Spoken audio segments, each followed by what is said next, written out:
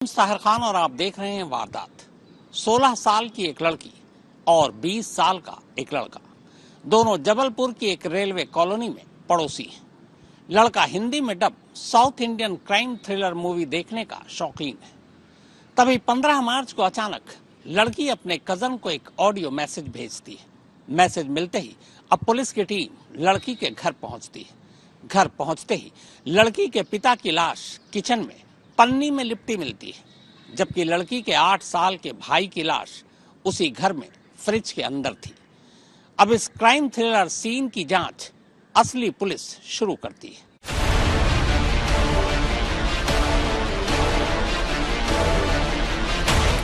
छब्बीस दिन, 8 पुलिस टीमें, 35 से ज्यादा पुलिसकर्मी, 7 राज्य, 9 शहर और एक अंतहीन तलाश।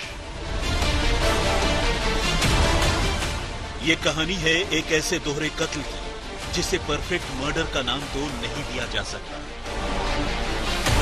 लेकिन कत्ल के बाद जिस तरह से कातिल पुलिस को चकमा दे रहे हैं, उसे देखते हुए ये जरूर कहा जा सकता है कि ऐसे शातिर कातिल जुर्म की दुनिया में कभी कभार ही देखने को मिलते हैं। कहने को तो इन कातिलों में से एक अभी जवान हुआ है, यानी उसकी उम्र बमुश्किल 20 साल की है, जबकि कत्ल में उसका साथ देने वाली उसकी पार्टनर इन क्राइम तो अभी बालिग भी नहीं हुई। लेकिन इतना होने के बावजूद इस शातिर जोड़ी ने मध्य प्रदेश पुलिस को पिछले 26 दिनों से कुछ इस तरह घुमाना शुरू किया है कि पुलिस के दिमाग की चक्कर घिन्नी बन गई है। पुलिस को कहीं इन कातिल जोड़ी का सुराग मिलता है और जब तक वो वहां पहुंचती है, कातिल फरार हो चुके होते हैं और ये सिलसिला कत्ल के बाद से बस यूं ही चला आ रहा है। हालत ये हो गई है कि वर्दी वालों के लिए अब ये बताना भी मुश्किल होने लगा है कि आखिर ये कातिल कब पकड़े जाएंगे भी या नहीं। पिछले 15 मार्च को जबलपुर में हुई दोहरे कत्ल की इस वारदात ने सिर्फ जबलपुर ही नहीं बल्कि पूरे देश को दहला दिया। इस कत्ल का खुलासा तब हुआ जब कातिल जोड़ी में से एक ने अपने रिश्तेदारों को एक मैसेज भेजकर ये बताया कि किसी ने उसके पिता राजकुमार विश्वकर्मा और 8 साल के भाई तनिष्क की हत्या कर दी। इसके बाद जैसे ही मामले का खुलासा हुआ, पुलिस ने जांच शुरू की तो शक के घेरे में कोई और नहीं बल्कि खुद मरने वाले शख्स यानी राजकुमार विश्वकर्मा की नाबालिग बेटी और उसका बॉयफ्रेंड मुकुल सिंह आ गए। क्योंकि कत्ल के बाद से ही अलग अलग सीसीटीवी कैमरों में वो मौकाए वारदात से भागते हुए दिख रहे। दूसरे सुराग और सबूत तो खैर पुलिस के पास थे ही, मगर एक वो दिन था और एक आज का दिन। पुलिस को न तो शक के घेरे में आई नाबालिग बेटी का पता चला है और न ही उसके बॉयफ्रेंड मुकुल का। हाँ, ये जरूर है कि पुलिस को वक्त वक्त पर उनके पास मौजूद मोबाइल फोन की लोकेशन पता चल रही है।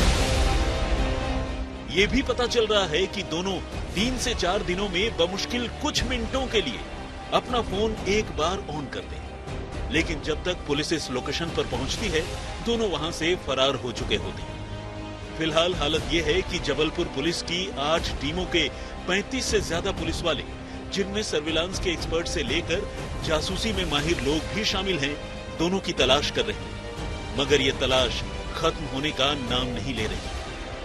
इस बीच जबलपुर पुलिस को पता चला है कि दोनों ने जबलपुर छोड़ने के बाद सबसे पहले कटनी का रुख किया था, जहां से पुणे, विशाखापट्टनम और तब गोवा से मुंबई होते हुए कर्नाटक के गुलबर्गा पहुंचे। लेकिन इन सारी जगहों की ट्रेलिंग के बावजूद पुलिस उन तक नहीं पहुंच सकी।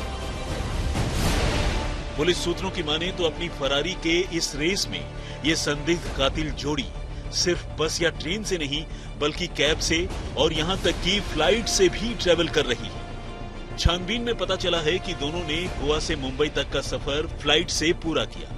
वैसे इन दोनों के शातिर रवैये की झलक कत्ल के फौरन बाद तभी मिल गई थी जब दोनों एक रेलवे स्टेशन में दाखिल होकर दूसरी तरफ से बाहर निकल गए थे, ताकि पुलिस को ये गुमान रहे कि वो ट्रेन के रास्ते कहीं जा रहे हैं, लेकिन असल में उनकी कोशिश पुलिस को चकमा देने की थी। ठीक इसी तरह उन्होंने कत्ल के फौरन बाद भागने के लिए एक के बाद एक कई बसें भी बदली थी, जबकि उन्होंने जबलपुर से कटनी तक की जो दूरी तय की थी, उसे सिर्फ एक ही बस में सवार होकर तय की जा सकती है। लेकिन एक अंतहीन तलाश के इस सिलसिले की शुरुआत कैसे हुई? आखिर एक बेटी ने खुद ही अपने पिता और छोटे भाई की हत्या क्यों कर दी? इस कहानी को समझने के लिए हमें थोड़ा पीछे चलना होगा।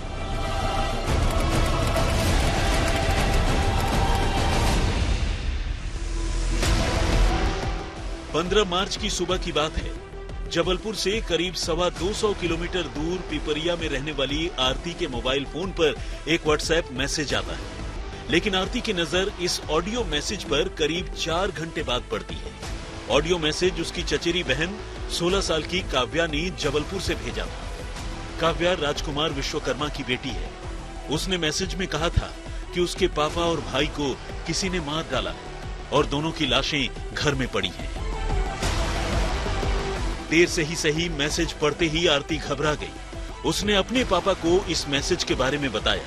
इसके बाद आरती के पापा फौरन जबलपुर में रहने वाले अपने जानकारों को इसकी खबर देते हैं। तब कहीं जाकर दोपहर 3 बजे के आसपास पुलिस को पहली बार इस दोहरे कत्ल की जानकारी मिली। घर में दाखिल होते ही पुलिस की नजर सबसे पहले किचन में एक पन्नी में लिपटी लाश पर पड़ती है। किचन में चारों तरफ खून ही खून था।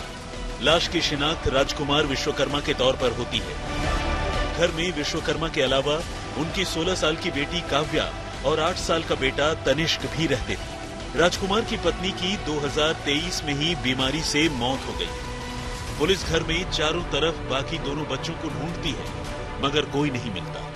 तभी एक पुलिस वाले की नजर फ्रिज के दरवाजे पर बने हैंडल पर पड़ती है। हैंडल पर खून के छींटे थे। इसी के बाद पुलिस वाले ने फ्रिज का दरवाजा खोल दिया तो अंदर पन्नी में लिपटी एक और लाश मिलती है। ये लाश राजकुमार के 8 साल के बेटे तनिष्क की थी। घर में रहने वाले 3 लोगों में से 2 की लाश मिल चुकी थी, लेकिन काव्या घर में कहीं नहीं थी। घर के पीछे बालकनी का दरवाजा गैस कटर से कटा हुआ था, जिसे देखकर पुलिस ने अंदाजा लगाया कि कातिल इसी दरवाजे से घर के अंदर दाखिल हुआ। लेकिन घर के अंदर घर की तीसरी सदस्य काव्या की न तो लाश मिली और न ही खुद काव्या। तो क्या कातिल काव्या को किडनैप कर अपने साथ ले गया? कहीं काव्या का भी तो कत्ल नहीं हो गया? आखिर राजकुमार विश्वकर्मा के परिवार से किसी की क्या दुश्मनी हो सकती है? इन्हीं सवालों के साथ पुलिस ने अपनी तफ्तीश शुरू की। राजकुमार का परिवार जिस रेलवे कॉलोनी में रहा करता था, उस कॉलोनी में सीसीटीवी कैमरे भी लगे थे। पुलिस ने अपनी तफ्तीश यहीं से शुरू की। तभी कैमरे में कैद हुई एक तस्वीर पर पुलिस की नजर पड़ी तो वो चौंक उठी। ये वही तस्वीर है। 15 मार्च की दोपहर करीब 12 बजे इस रेलवे कॉलोनी से एक लड़का लाल रंग की स्कूटी पर बाहर निकलता है। जैसे ही वो लड़का कॉलोनी के गेट से बाहर जाता है, तभी एक लड़की ठीक उसके पीछे पीछे पैदल बाहर निकल जाती है और उसी तरफ मुड़ती है जिस तरफ स्कूटी के साथ वो लड़का मुड़ा था। ये लड़की कोई और नहीं बल्कि राजकुमार की बेटी काव्या थी। दिन के उजाले में काव्या की इस तस्वीर को देखने के बाद पुलिस ने भी राहत की सांस ली कि कम से कम काव्या अभी जिंदा है और उसे किसी ने किडनैप नहीं किया। लेकिन इस तस्वीर के साथ पुलिस के मन में तमाम शक और सवाल भी कौंधने लगे। अब जबलपुर पुलिस ने तय किया कि वो कॉलोनी के बाहर शहर में अलग अलग जगहों पर लगे सीसीटीवी कैमरों को भी खंगालेगी। इसके साथ ही पुलिस की कई टीमें इस काम में जुट गई। थोड़ी देर बाद पुलिस को पहली कामयाबी मिली। रेलवे कॉलोनी के ही करीब मौजूद मदन महल रेलवे स्टेशन की पार्किंग में उसी लाल रंग की स्कूटी में वो लड़का और काव्या एक साथ नजर आए। लड़के ने स्टेशन की पार्किंग में स्कूटी पार्क कर दी। इसके बाद दोनों वहां से पैदल निकल गए। पार्किंग में स्कूटी लगाने की इस तस्वीर से पुलिस ने अंदाजा लगाया कि दोनों किसी ट्रेन से शहर छोड़कर जा रहे हैं। अब पुलिस ने मदन महल रेलवे स्टेशन की सीसीटीवी तस्वीरों को खंगालना शुरू किया। यहां से भी पुलिस को तस्वीरों की शक्ल में 2 सबूत मिले। दोपहर लगभग 12:59 पर काव्या और वही लड़का पहले रेलवे स्टेशन के अंदर दाखिल होते हुए दिखाई देते हैं और फिर एक दूसरे कैमरे में स्टेशन से बाहर निकलते हुए दिखाई देते हैं। मुश्किल से 2 मिनट की बात थी जब दोनों स्टेशन आए भी और फिर स्टेशन से बाहर भी निकल गए। उनके इस आने और फौरन लौट जाने से ऐसा लगता है मानो वो स्टेशन में कोई ट्रेन पकड़ने नहीं आए, बस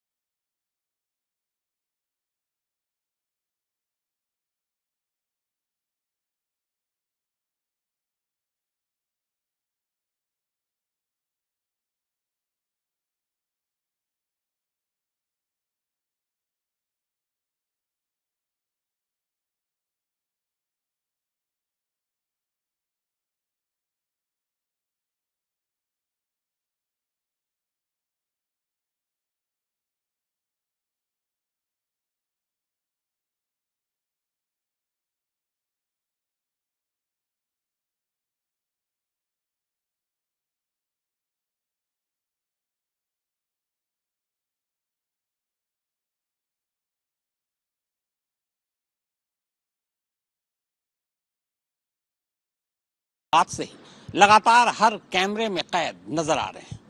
लड़की का परिचय तो आपसे करा चुका हूं। अब 20 साल के इस लड़के यानी मुकुल सिंह से मिलते हैं। मुकुल सिंह यानी हिंदी में डब क्राइम थ्रिलर मूवी का वो शौकीन है जिसे खुद काव्या ने कुछ महीने पहले ही जेल भिजवाया था। पूरी कहानी समझने के लिए सबसे पहले आपको काव्या के साथ जगह जगह कैमरे में नजर आ रहे इस लड़के को देखना चाहिए। करीब 20 साल के इस लड़के का नाम मुकुल सिंह है। मुकुल इसी रेलवे कॉलोनी में रहता है और काव्या का पड़ोसी है। पिछले साल सितंबर में काव्या ने मुकुल के खिलाफ पुलिस में एक रिपोर्ट लिखवाई थी। इसी के बाद पुलिस ने पॉक्सो एक्ट और बाकी धाराओं में मुकुल को गिरफ्तार कर जेल भेज दिया। लेकिन करीब महीने भर बाद वो जमानत पर बाहर आ गया। सितंबर में इस रिपोर्ट को लिखवाने के साथ साथ काव्या के पिता राजकुमार विश्वकर्मा ने अपनी बेटी को अपने भाई के घर पिपरिया भेज दिया। तब से काव्या वहीं रह रही थी। 10वीं की स्टूडेंट काव्या का इसी महीने बोर्ड इम्तिहान था। वो इम्तिहान देने वापस जबलपुर आई थी। अब आप सोच रहे होंगे कि जिस मुकुल की वजह से काव्या को जबलपुर से पिपरिया जाना पड़ा और काव्या की वजह से मुकुल को जेल जाना पड़ा, वही दोनों राजकुमार और तनिष्क के कत्ल के बाद लगातार एक साथ क्यों भाग रहे हैं? तो इस सवाल का जवाब आपको इन दोनों के मिलने के बाद ही मिलेगा। लेकिन जब तक ये दोनों नहीं मिल जाते, इस कहानी के दो पहलुओं को समझते हैं। कहानी का पहला पहलू ये है कि काव्या और मुकुल एक दूसरे से प्यार करते थे। ये बात काव्या के पिता राजकुमार विश्वकर्मा को पता चल गई। इसी के बाद उन्होंने काव्या के जरिए मुकुल के खिलाफ पुलिस में रिपोर्ट लिखवाई, जिसके बाद मुकुल जेल चला गया और मुकुल से अलग करने के लिए काव्या को अपने भाई के पास पिपरिया भेज दिया। अब जब बोर्ड एग्जाम देने काव्या वापस लौटी तो दोनों ने मिलकर राजकुमार और तनिष्क की हत्या कर दी। पुलिस के मुताबिक घर से मिले सामान से ऐसा पता चलता है कि दोनों ने कत्ल के बाद भी कई घंटे घर में गुजारे। यहाँ तक कि 2 लाशों की मौजूदगी में दोनों ने नाश्ता भी किया। फिर काव्या ने अपनी कजन को ऑडियो मैसेज भेजा, कत्ल की खबर दी और मुकुल के साथ घर से भाग गई। लेकिन इस कहानी में एक पेच है। अगर कत्ल में काव्या भी शामिल है और मुकुल के साथ मिलकर ही उसने अपने पिता और भाई को मारा है, तो फिर मुकुल को घर में दाखिल होने के लिए गैस कटर से पीछे का दरवाजा क्यों काटना पड़ा? वो बड़ी आसानी से काव्या की मदद से बिना दरवाजा काटे भी घर में दाखिल हो सकता था। कहानी का दूसरा पहलू ये है कि ये सब कुछ मुकुल ने अकेले किया है और किसी मजबूरी के चलते काव्या ने उसका साथ दिया। यानी काव्या खुद दबाव में है। ये एक तरह से आजाद होकर भी बंधक होने वाली बात है। लेकिन कहानी के इस दूसरे पहलू में भी कई झोल हैं। पिता और भाई की हत्या हो जाए और बेटी उसी कातिल के साथ इधर उधर नजर आए, ये बात गले से नीचे नहीं उतरती। जबलपुर पुलिस के सूत्रों की माने तो उन्हें भी कहानी के पहले पहलू यानी इसी बात का शक है कि काव्या और मुकुल ने मिलकर इस दोहरे कत्ल को अंजाम दिया। मुकुल के बारे में शुरुआती तफ्तीश में ये पता चला है कि वो हिंदी में डब्ड साउथ इंडियन मूवीज काफी देखा करता था, खासकर क्राइम थ्रिलर। तफ्तीश के दौरान पुलिस को कुछ ऐसी चीजें मिली जिससे ये साबित होता है कि उसने ये सब कुछ किसी मूवी से ही इंस्पायर होकर किया। मसलन कत्ल के बाद काव्या और मुकुल ने अपने अपने मोबाइल फोन घर में ही छोड़ दिए। काव्या ने अपने पास खुद के मोबाइल फोन की बजाय अपनी मां का मोबाइल फोन रखा, स्कूटी को ले जाकर रेलवे स्टेशन की पार्किंग में लगा दिया और फिर स्टेशन गए ताकि ये लगे कि वो ट्रेन से भागे। लेकिन फिर स्टेशन से बाहर आ गए और बस पकड़ ली। फिर 3 अलग अलग बसें बदली। यानी मोबाइल फोन लेकर पूरे सफर के दौरान दोनों ने पुलिस को ठीक उसी तरह से उलझाने की कोशिश की जैसी बहुत सी साउथ की क्राइम थ्रिलर मूवीज में दिखाई गई है। पुलिस की माने तो गैस कटर से घर के पीछे के दरवाजे को काटने के पीछे भी दोनों का मकसद यही था, जिससे ये साबित हो कि कातिल जबरन घर में घुसा था, कोई जानकार नहीं था।